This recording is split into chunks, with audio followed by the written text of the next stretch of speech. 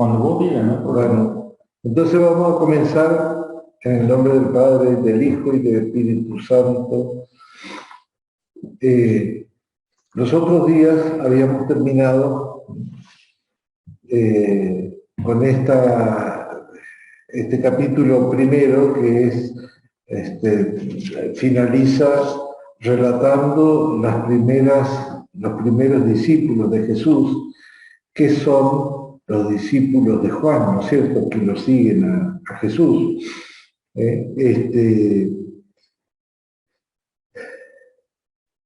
Y donde Jesús termina invitándoles a ellos cuando le pregunta ¿dónde vives? Y Jesús le dice, vengan y lo verán. Vengan a ver. Un verbo que es muy importante en el Evangelio de San Juan. Ver. Ver. ¿Cómo vemos?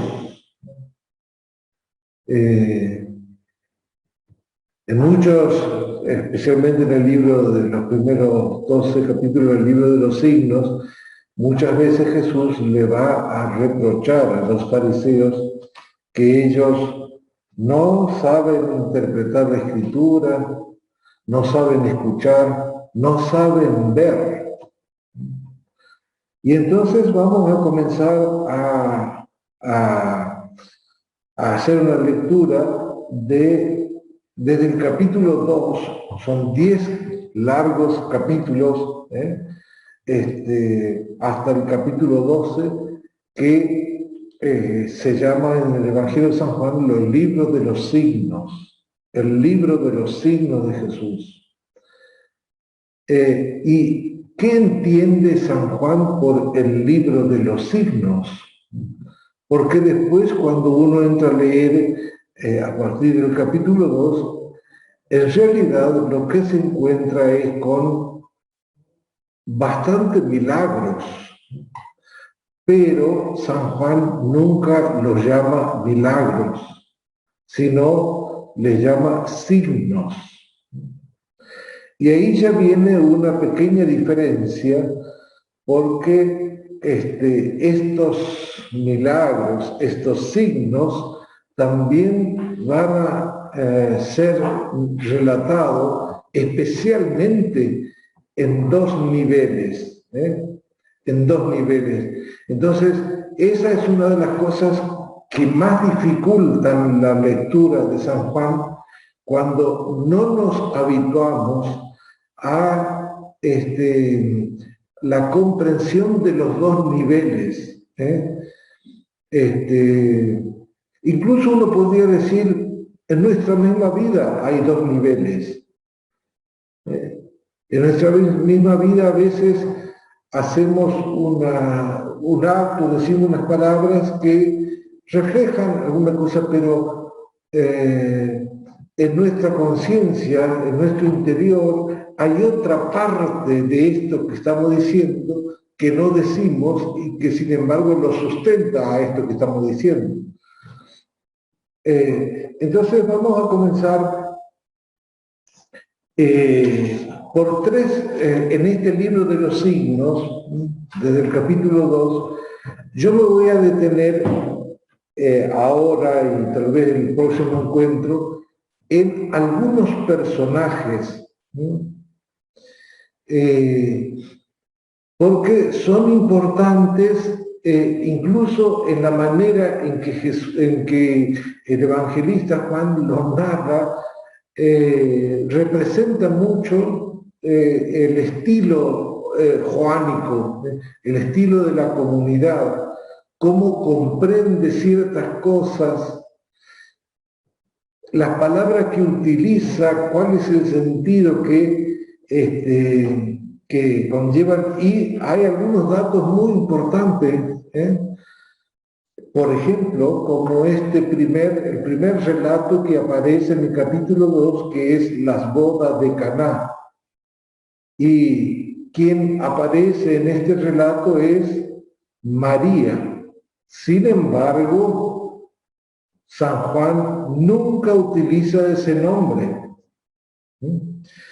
Entonces, la secuencia sería tratar de hacer una lectura breve de las bodas de Caná y después encontrarnos con el primer personaje, pero fíjense de que en los primeros 4 capítulos hay un personaje importante, central.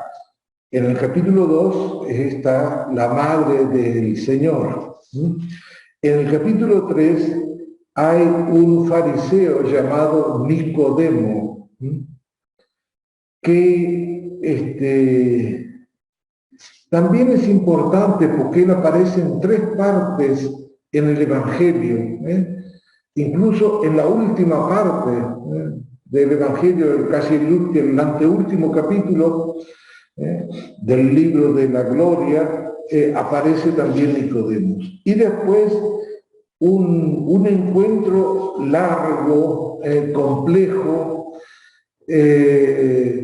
pero que es como una gran catequesis de la mente del evangelista Juan, que es en el capítulo 4 el encuentro con la samaritana.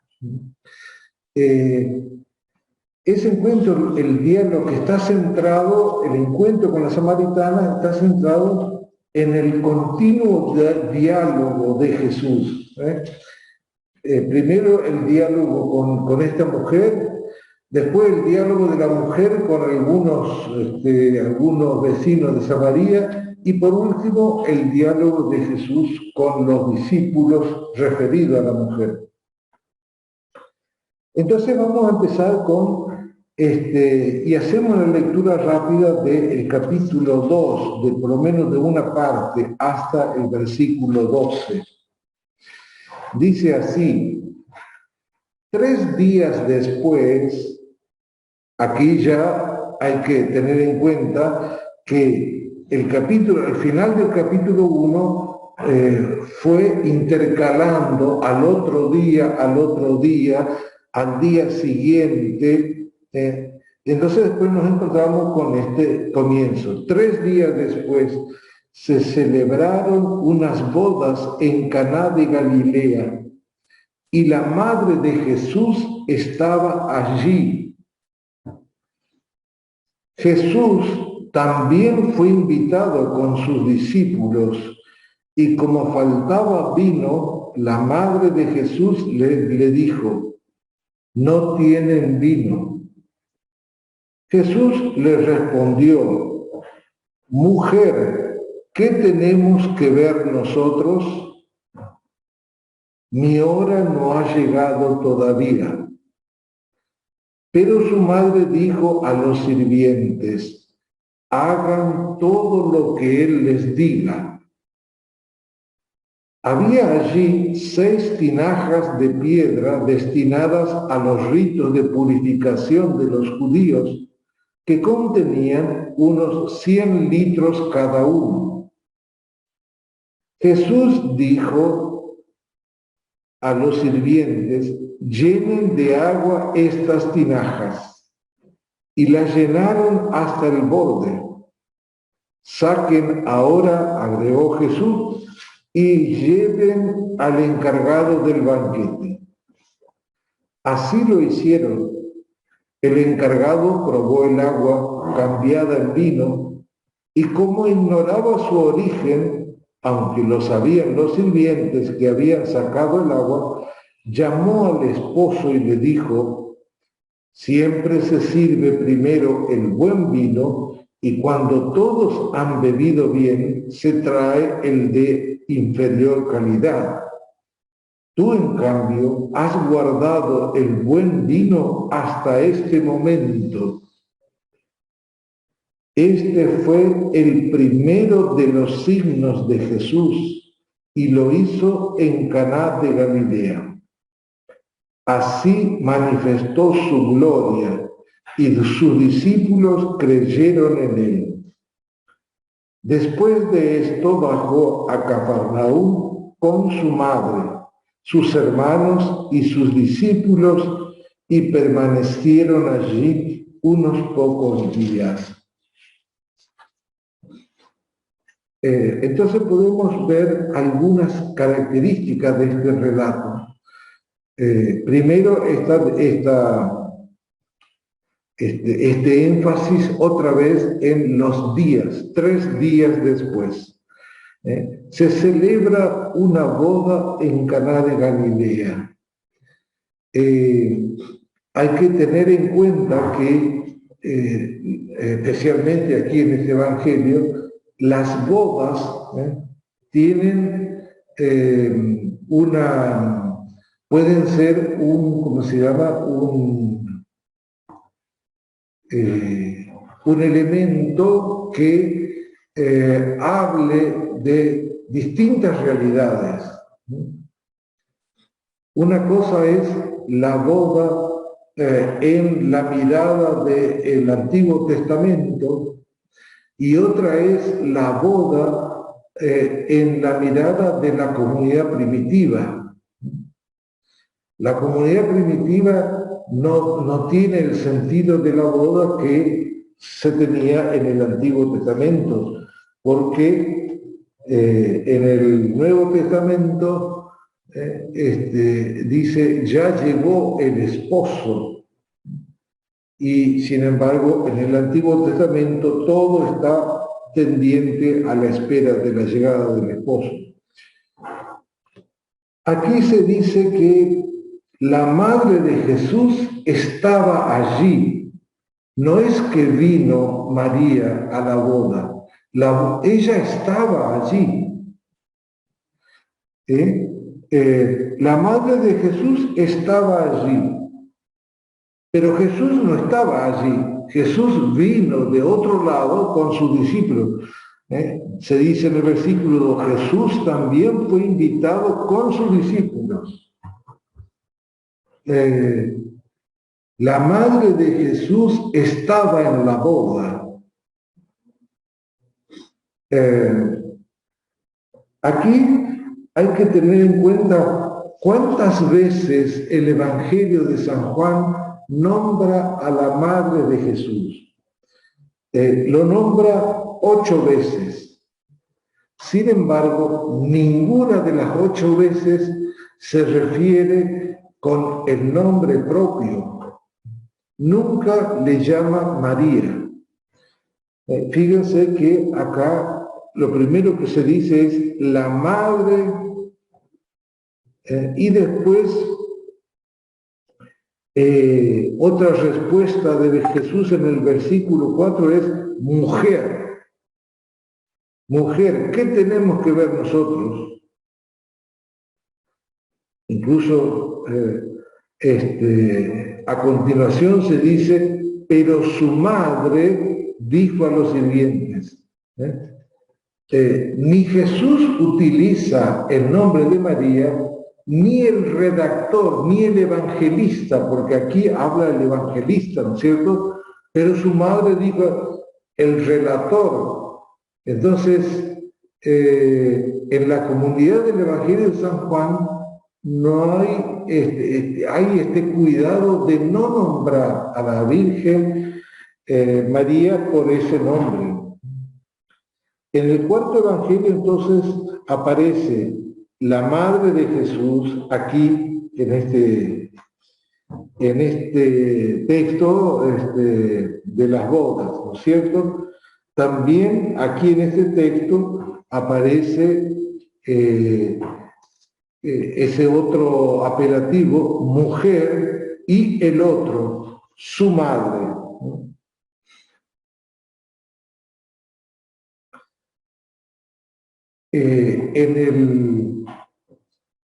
La costumbre en el Medio Oriente de que la mujer que es madre está ante una realidad que es la cumbre de su dignidad.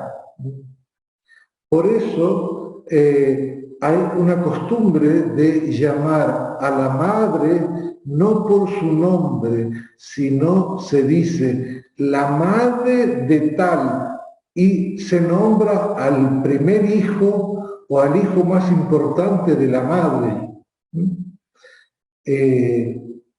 no se utiliza el nombre de la persona, sino esta otra dignidad que es la que es reconocida, por la cual es reconocida, que es ser madre del primogénito de una familia. Y entonces después, lo notable es que aparece aquí en este capítulo y después en todo el Evangelio se ausenta hasta cuando aparece al pie de la cruz. Y si nos fijamos también, ahí se van a utilizar las mismas palabras que aquí se está diciendo. A ver, ¿dónde está eso?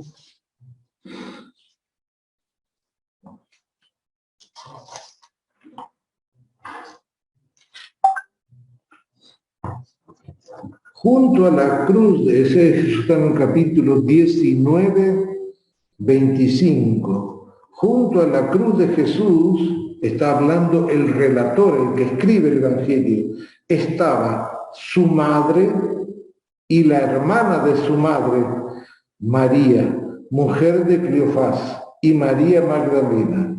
Fíjense entonces aquí, aparece esto que estaba diciendo, ¿no? Nunca se dice el nombre de la madre. De las otras mujeres que estaban allí se dice el nombre.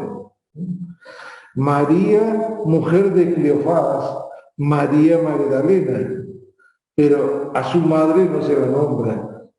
Es como que el nombre verdadero de la Virgen María es madre. Al ver a la madre y cerca de ella al discípulo a quien él amaba, Jesús le dijo, aquí es Jesús quien se dirige a la Virgen María, dice, mujer, como aquí en el texto en la boda de Caná, mujer, aquí tienes a tu hijo. Luego dijo al discípulo, aquí tienes a tu madre. Estas son las veces que aparece la mención de la madre en el escrito de San Juan,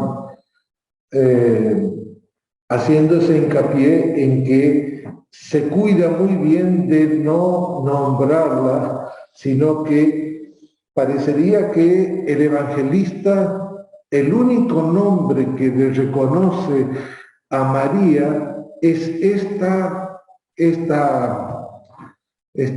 virtud, esta categoría que también nosotros apelamos a María, ¿no es cierto? La de ser madre, la madre, porque ella se va a convertir luego en la madre como dice allí en el capítulo 19, ahí tienes a tu madre, le dice al discípulo, el discípulo amado que es imagen de la nueva comunidad. Entonces, la madre de Jesús aparece dos veces en el cuarto evangelio, al principio y al final. Y esta repetición, al principio y al final, técnicamente es como una inclusión, ¿no? Si aparece al principio de un relato y al final de ese relato está diciendo todo lo que ocurre en el relato, esta mujer, esta madre, está presente en todo lo que ocurre allí, ¿no es cierto?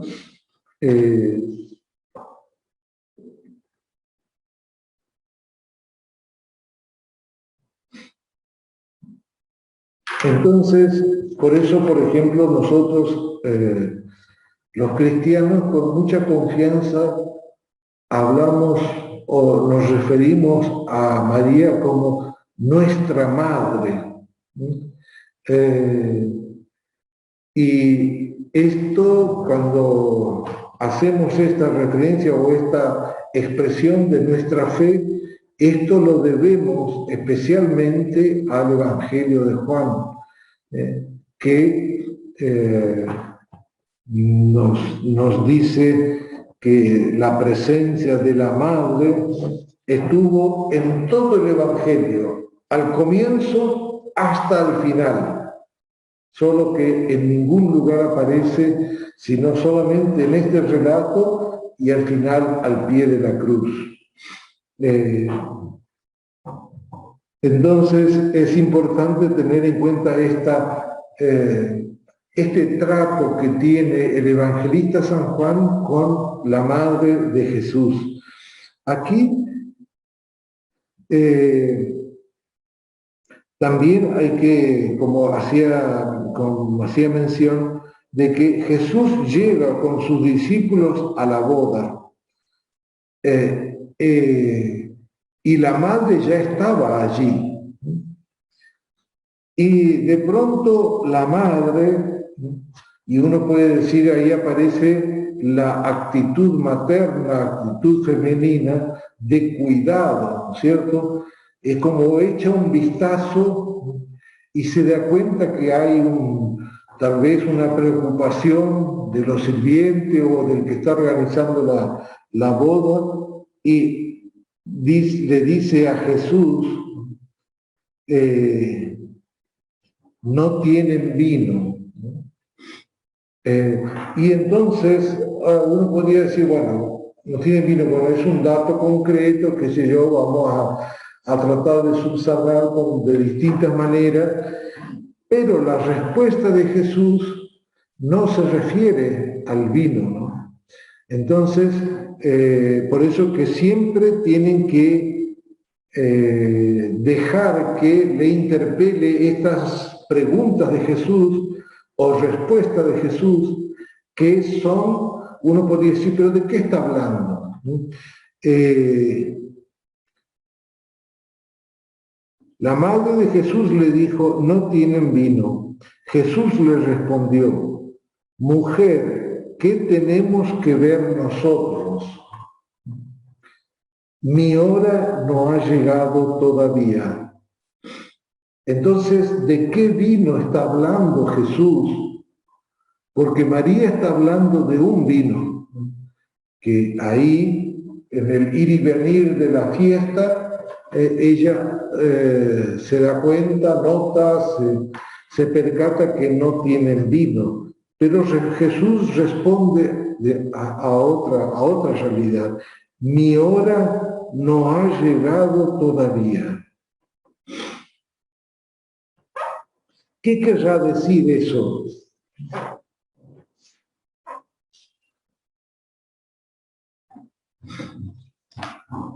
Yo pienso que sí. Mi hora no ha llegado todavía. No tengo por qué hacer nada si estoy en una fiesta, si he invitado. No ha llegado la hora en que yo actúe todavía. El Padre no me ha dado la señal. Pero ¿qué caracterización debe tener esa hora entonces? Porque si Él dice, mi hora no ha llegado, quiere decir que en esa hora ocurren cosas, y como Él dice, no estamos en esa hora, de modo que yo me abstengo.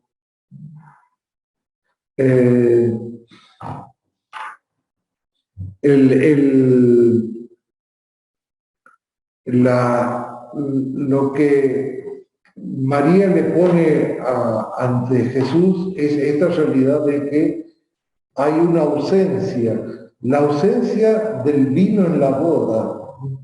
Por lo tanto, no es solamente un componente de la comida, sino un componente del significado más profundo que tiene el vino en una boda. Bueno, ya en el Antiguo Testamento aparece este tema, ¿no es cierto?, del vino. Acuérdense de que en la Pascua judía el vino era un elemento central junto al pan, y que el jefe de familia bendecía el pan, lo partía y lo compartía, y hacía lo mismo con el vino, ¿cierto? Y entonces aquí en esta, la unión de estas dos realidades, la boda y la falta de vino, o el vino en una boda, está diciendo la expresión de un momento de plenitud. Un vino, una boda sin vino, es como si dijéramos, vamos a hacer una gran fiesta, pero vamos a tener que tomar solamente agua. Entonces es como que la fiesta en sí parecería que no sabe expresar la profundidad de la fiesta, que en qué consiste: en alegría, en plenitud, en felicidad, en encuentro, en compartir, en pertenecer a la familia del otro, porque en una boda se da todo esto. En una boda se está celebrando justamente esta unión que genera el encuentro, la pertenencia a la otra familia, esta apertura de un signo nuevo que va a ir apareciendo en esta familia. Y el vino es signo de esto nuevo, es signo de la alegría, es signo de toda esta unión, de estos encuentros, de lo nuevo que va a surgir de este encuentro. Y por eso, dice, el vino no puede faltar. Y por eso la preocupación de María de venir a dar el dato, no tienen vino. La boda se está convirtiendo en algo peligroso. Hay algo esencial que le falta a la boda. No es que le falta alcohol, no tenemos que pensar así. Le falta un elemento esencial de su ser, de su identidad, que es esta de compartir la alegría. Entonces, Jesús, ante el dato que le presenta a su madre, le dice: ¿qué tenemos que ver nosotros? Mi hora no ha llegado todavía. Estas dos frases, ¿qué tenemos que ver nosotros? Y mi hora no ha llegado todavía, están unidas, ¿no es cierto? No es que ¿qué tenemos que ver nosotros? Se refiere a una realidad, y mi hora no ha llegado todavía se refiere a otra realidad. Mi hora no ha llegado todavía, y la hora en que Jesús se manifiesta. ¿Y de qué manera se manifiesta? ¿De qué manera Jesús se da a conocer? Abre un capítulo de su misterio que todavía no está conocido, no está presentado. ¿Por medio de qué instrumentos Jesús se da a conocer? Y entonces allí es donde, por eso esta referencia, mi hora, y bueno, en el Evangelio de San Juan, esta palabra, mi hora, se repetirá infinitamente, hasta el último capítulo, especialmente después, a partir del capítulo 13, o sea, a partir del libro de la gloria, será el eje central, porque ahí Jesús dice: mi hora ha llegado. Se abren las puertas del misterio de Dios, pero aquí dice: mi hora no ha llegado todavía. Y sin embargo, la hora no ha llegado todavía, pero sin embargo, todos estos capítulos del libro de los signos serán muestras, pequeños anticipos de la hora de Cristo. Porque en la hora de Jesús, en la hora de su manifestación plena,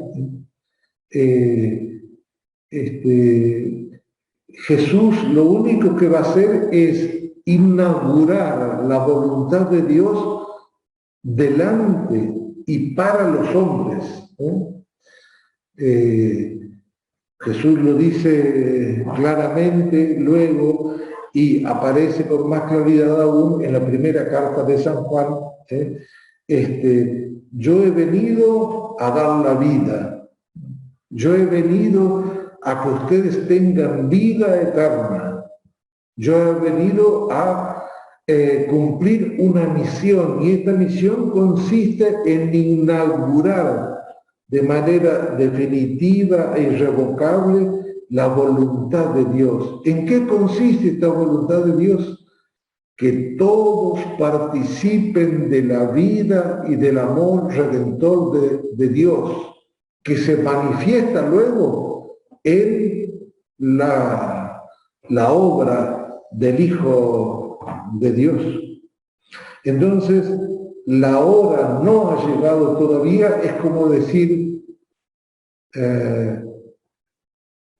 no estamos ante una situación en que yo pueda comenzar a abrir todos los misterios del Padre para dárselo a conocer a ustedes.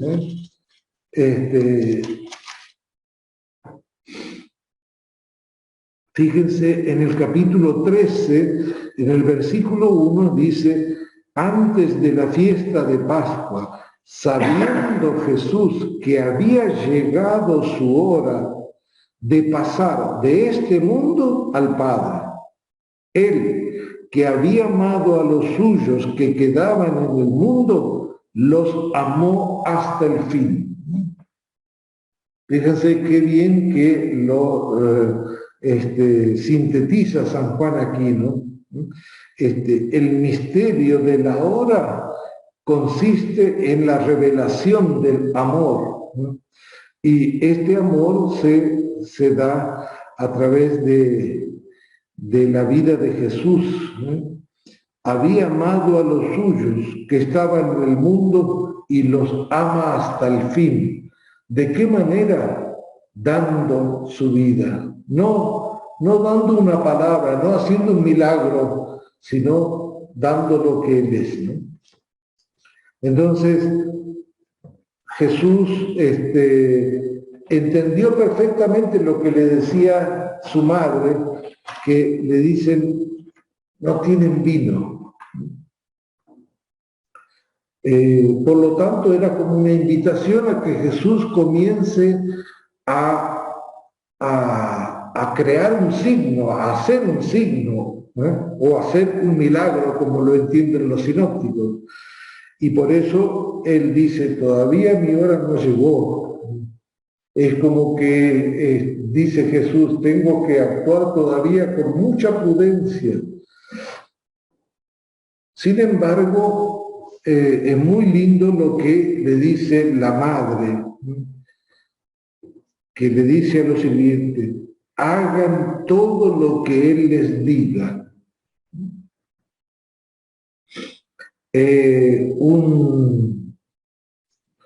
Un texto que pertenece esto al profeta Isaías y que habla de esta obediencia a Dios. Y cuando no hay obediencia a Dios, falta algo. ¿Y qué es lo que falta? Falta la esencia de la felicidad, de la plenitud, del amor. Hagan todo lo que Él les diga. Tendríamos que tener nosotros presente esta recomendación de la Virgen María y darnos cuenta que no solamente que cuando no hacemos lo que Él nos dice, lo que hacemos es un pecado, sino que cuando no hacemos lo que Él nos dice, en realidad hay un daño a nuestra felicidad, hay un daño a nuestra vida con más plenitud, a nuestra historia de amor con Jesús. Y después se relata las circunstancias de que allí, en esa boda, había 6 tinajas de piedra destinadas a los ritos de purificación de los judíos, ¿no? Que contenían unos 100 litros cada una, de modo que es una impresionante la cantidad. O en esta boda era una boda muy grande, estamos hablando de 600 litros de agua para la purificación, ¿no? Por lo tanto, estamos hablando de una boda importante, ¿no? Donde hay mucha gente. Y Jesús dijo a los sirvientes, llenen de agua estas tinajas. Las llenaron hasta el borde.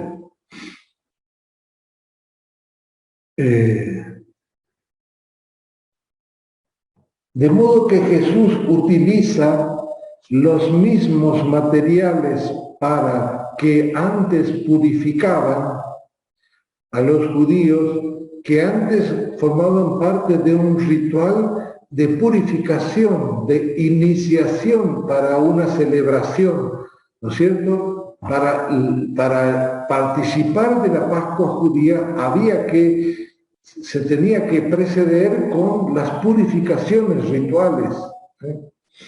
No se podía, ningún judío estaba en condición de participar de la Pascua si no se había hecho las purificaciones como mandaba la ley. Entonces Jesús utiliza estos instrumentos que están allí para purificar, pero para dar algo nuevo,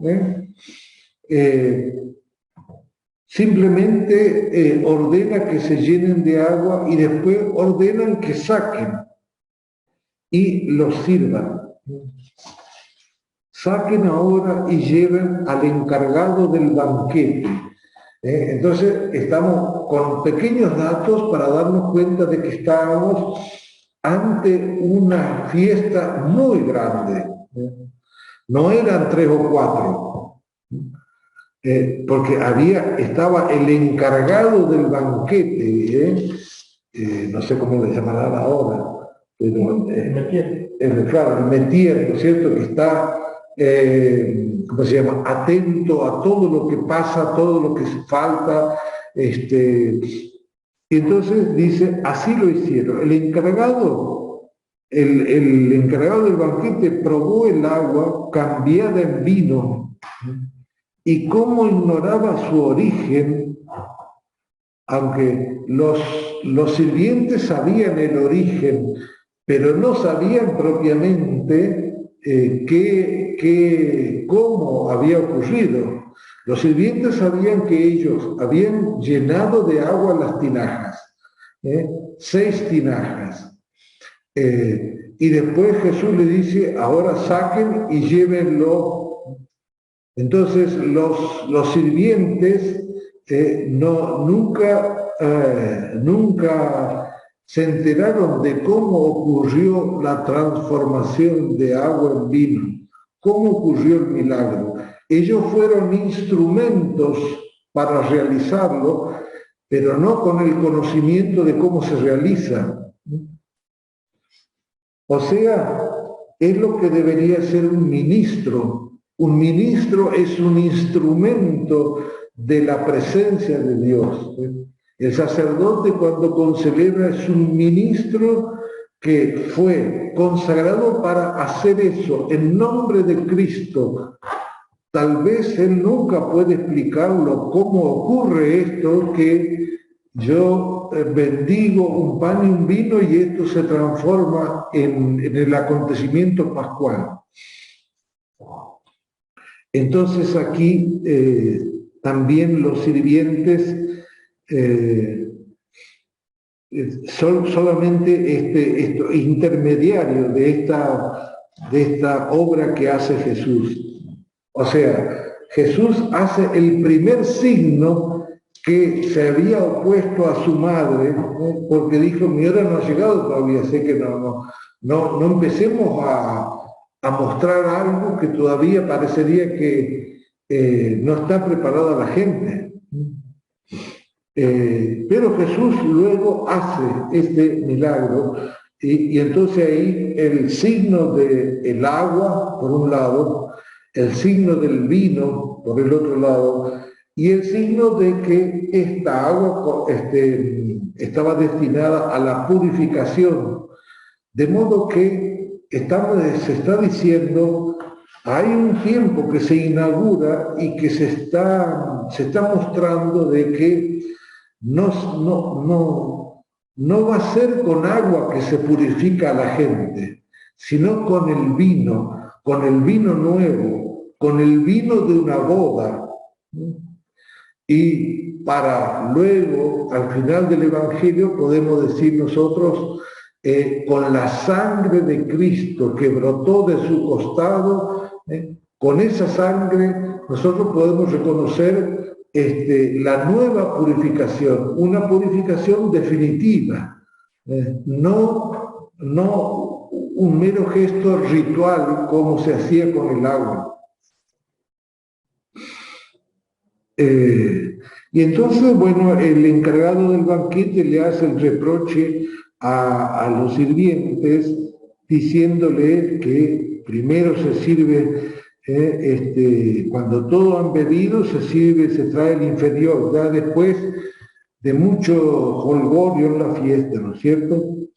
Y él reconoce, ha guardado el buen vino hasta este momento. Y el evangelista anota, este fue el primero de los signos de Jesús y lo hizo en Caná de Galilea. El primero de los signos, ¿cómo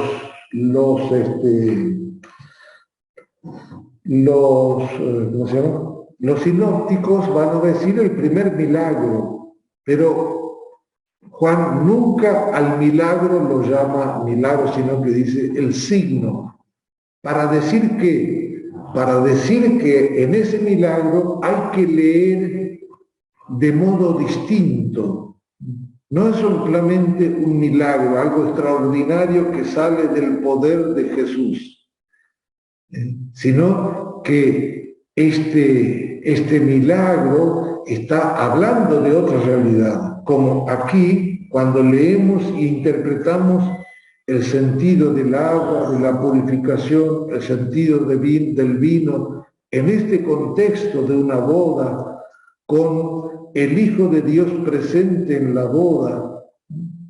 Entonces, todos esos datos van enunciando esto que se quiere decir. ¿Y qué es lo que se quiere decir? Este relato de la boda, en realidad, es como un anuncio velado de todo lo que va a ocurrir en el Evangelio. ¿Qué es el Evangelio? El Evangelio es la inauguración de una nueva boda, con nuevos elementos, ya no con purificación con agua, sino con vino nuevo que trae el Hijo de Dios. ¿No?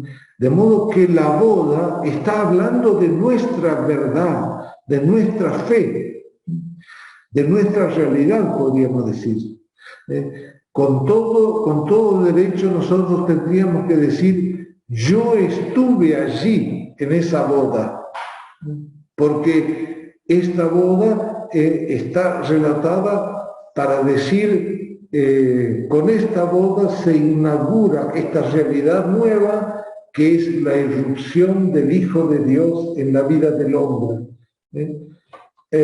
Y uno dice, fíjense qué hermoso la venida del Hijo del Hombre a la vida de los hombres se cuenta como una boda, por lo tanto se cuenta como un encuentro lleno de alegría, lleno de futuro, lleno de vida, lleno de compromiso,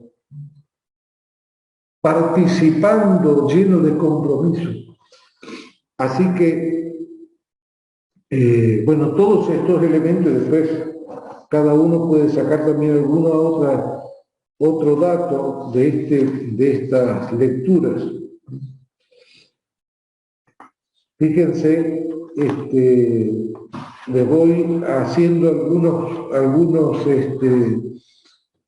comentarios respecto a una relectura que ustedes pueden hacer para, digamos, marcar más profundamente algunos elementos. En primer lugar, la presencia de María, ¿no es cierto?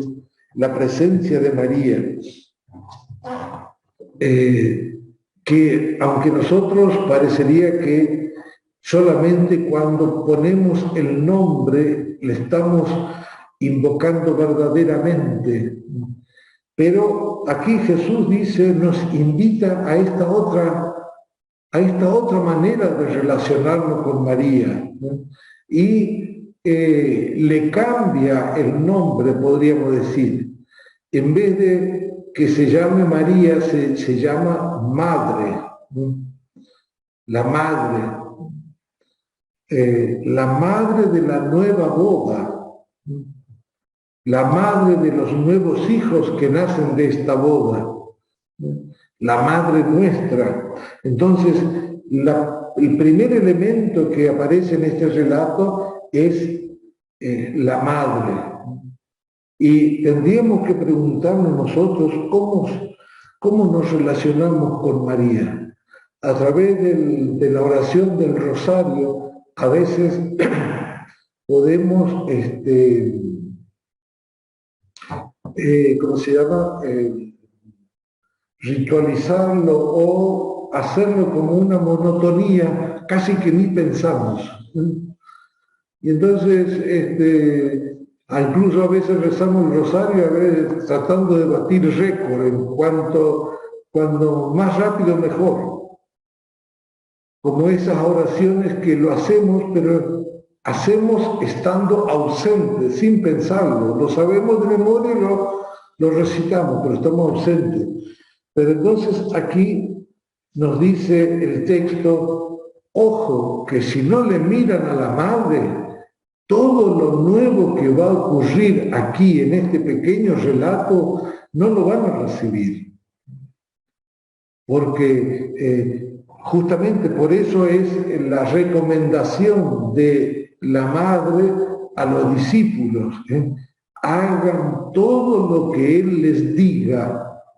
Es como si dijéramos, al comienzo del Evangelio, del libro de los signos, le está diciendo a los discípulos de Jesús y a todos los que queremos seguirle a Él, nos dice la Madre, hagan todo lo que Él les diga. Para escuchar lo que Jesús nos dice, tenemos que tener intimidad con Jesús. Tenemos que escucharlo, estar en su compañía, participar de su vida. Solo así vamos a poder escuchar esto, todo lo que Él diga, todo lo que diga Jesús. Puede ser momentos importantes y centrales de la vida, pero también puede ser momentos rutinarios, todo lo que Él nos diga. Entonces, esto es algo que recibimos de la Madre de Jesús, Madre nuestra. Y porque los sirvientes obedecieron esta recomendación de María, posibilita que Jesús haga el signo ¿no es cierto? Como se dice, este fue el primero de los signos de Jesús y lo hizo en Caná. ¿Por qué fue posible este signo? Porque hubo gente que no cuestionó, sino que obedeció. O sea, siguió el consejo de la Madre. Hagan todo lo que Él les diga. Si los sirvientes lo hubieran entrado a preguntar y cuestionar cuando Jesús le dice llenen con agua, los sirvientes podían decirle, pero no, porque ya el ritual ya pasó, esto ya lo hicimos, ya tenían agua y ahora no quieren. Bueno, como a veces nosotros cuestionamos de mil maneras el actuar de Dios y nos relacionamos con Dios queriendo que Dios actúe como yo pienso. Pero no es así, ¿no es cierto? Y no es así en las grandes cosas, pero también en las pequeñas cosas. En los grandes gestos y también los pequeños gestos. Y si nosotros no lo entendemos, Dios se encargará de enseñárnoslo a través de cuando nos reventemos la cabeza contra el piso, contra la pared, por ser tan cabeza dura, ¿no? Entonces, el primer signo de que Jesús hace es gracias a una recomendación de su madre. Hagan todo lo que Él les diga. Fíjense de que después dice, en el versículo 11, dice, este fue el primero de los signos de Jesús y lo hizo en Caná de Galilea, y sigue la frase, así manifestó su gloria y sus discípulos creyeron en él. Todo esto, el primer signo, la manifestación de la gloria en ese primer signo, la fe de los discípulos creyeron en él, le creyeron. ¿Gracias a quién? Gracias a la madre que dijo, hagan todo lo que Él les diga. Es como que la madre le dijo al oído a los discípulos, a los sirvientes, le dio esta pequeña recomendación, hagan todo lo que Él les diga. Como que la madre intuía lo que el hijo quería compartir allí. Entonces, la presencia de María aquí, la presencia de la Madre es muy importante y nosotros deberíamos leer este texto fijándonos en esa dimensión de la Madre y la repercusión que tiene en nuestra vida. Después también aparece una manera de relatar muy llamativa, y es que se utilizan algunos verbos, algunas expresiones muy personales cuando se está hablando de la relación, del relato que tenemos allí en una escena principal a un grupo de personas.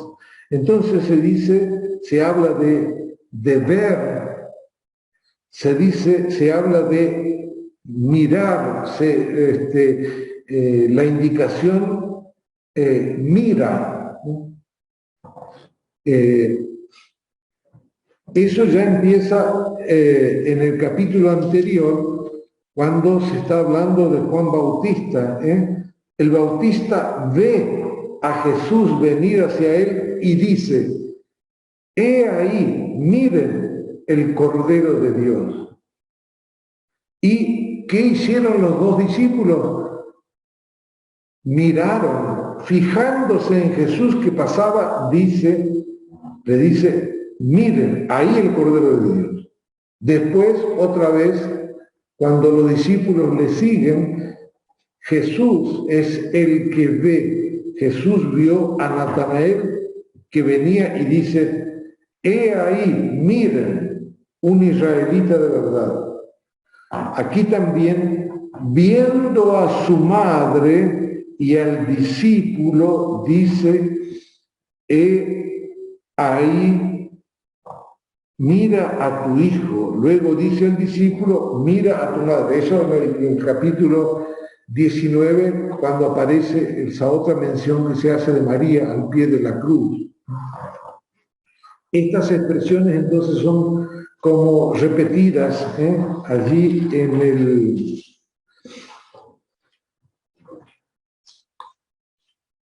Entonces, bueno, podemos ir terminando aquí con este relato de las bodas de Caná. Después hay dos textos, del versículo 13 al versículo 25, que hablan como que están fuera del relato de las bodas de Caná, porque el versículo 12 dice: después de esto, después de la boda, bajó a Cafarnaúm con su madre, sus hermanos y sus discípulos, y permanecieron allí unos pocos días. Y después se comienza, es como que se corta el relato y se comienza a hablar de otra realidad. Se acercaba la Pascua de los judíos. Y fíjense de que aquí se menciona, se dice, Jesús subió a Jerusalén. Los evangelios sinópticos nunca mencionan la subida de Jerusalén, de Jesús a Jerusalén, inmediatamente al comienzo de su predicación, sino que ocurre varias cosas, como por ejemplo en el Evangelio de Lucas, que hay una larga recorrida desde Galilea a Jerusalén. Una gran caminata de muchos y muchos capítulos. También el Evangelio de Mateo. En el Evangelio de Marco parece que aparece enseguida, porque el Evangelio de Marco no tiene los relatos de la infancia ni el nacimiento de Jesús. Entonces, aquí se dice que en el Evangelio de Juan, que Jesús inmediatamente va a Jerusalén, subió a Jerusalén para la fiesta de la Pascua. Y entró en el templo y, bueno, ahí está la expulsión de los vendedores del templo. Y después viene, en el versículo 18 al 25, el anuncio de la resurrección de Jesús. Y aquí hay unos gestos y una explicación de Jesús a gente extraña, digamos, para explicar, si pudiéramos decir, para explicar su comportamiento, un comportamiento tan extraño.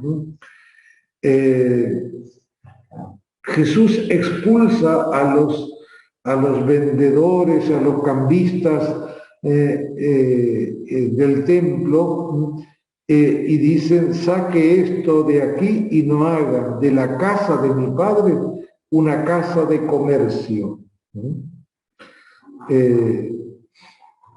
Y después Jesús le dice, los judíos le decían: ¿qué signo nos das para obrar así? Otra vez la palabra signo, referido a cuáles son tus argumentos interiores para tener este comportamiento aquí en el templo. Y entonces Jesús hace esta mención tan extraña: destruyan este templo y en 3 días lo volveré a levantar. Y aquí están de una manera muy clara los dos niveles, ¿no es cierto? Jesús habla de un nivel y la gente lo entiende de otro nivel. Los judíos le dijeron: ha sido necesario 46 años para construir este templo, y tú lo vas a levantar en 3 días. parece un diálogo de niños, ¿no? Un diálogo de un juego. ¿Por qué? Porque no tiene sentido. Pero en el versículo 21 dice, pero él se refería al templo de su cuerpo. Y después se hace la mención de la resurrección. Bien. ¿Alguna pregunta o quieren compartir algo de este texto?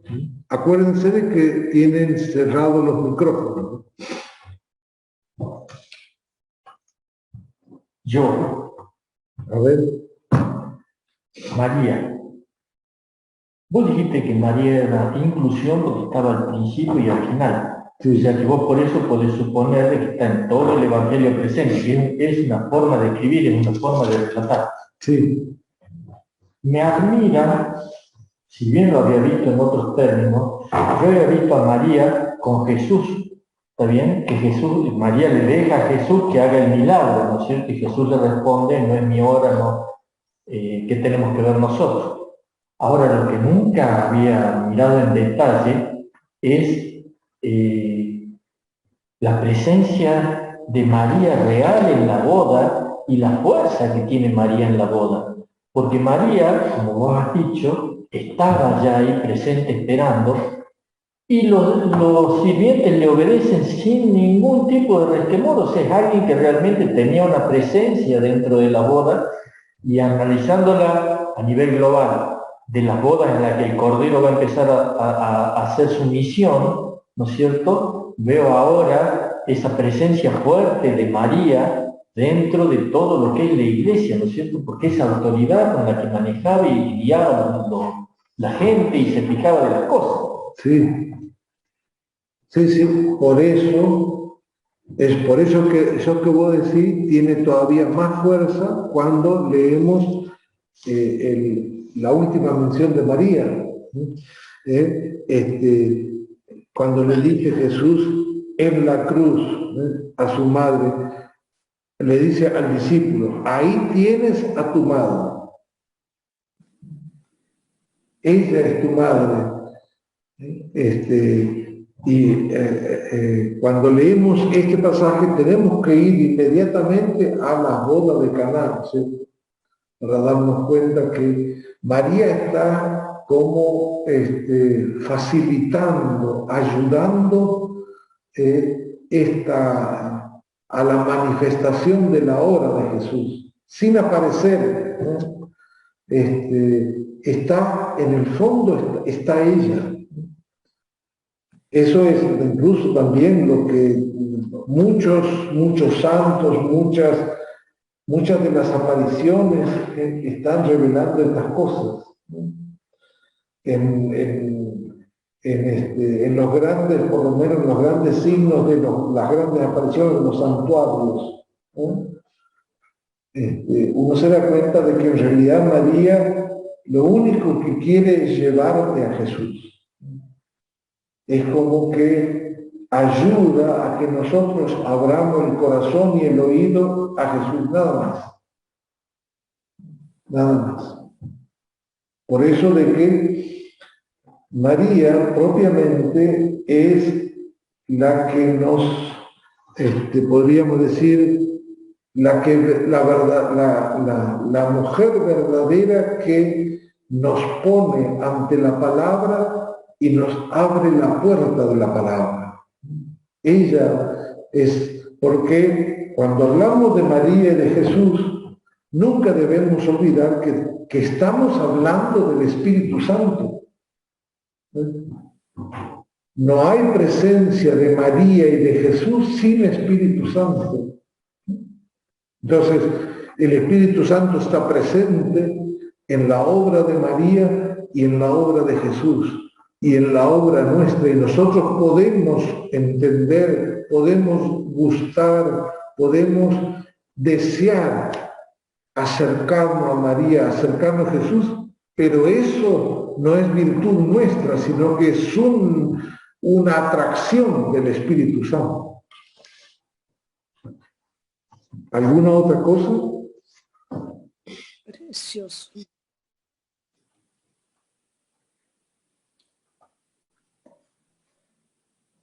Ángela se quedó sin palabras.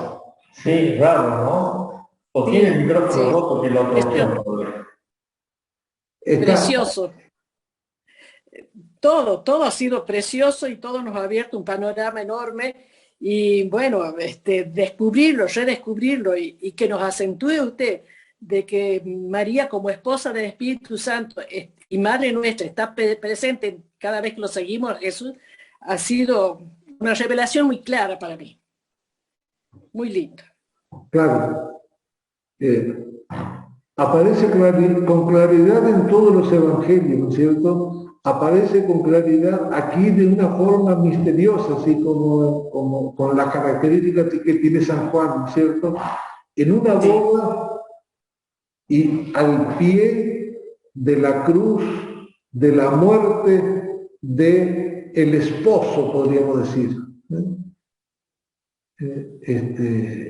Su hijo, pero a que Jesús llama su madre. ¿Sí?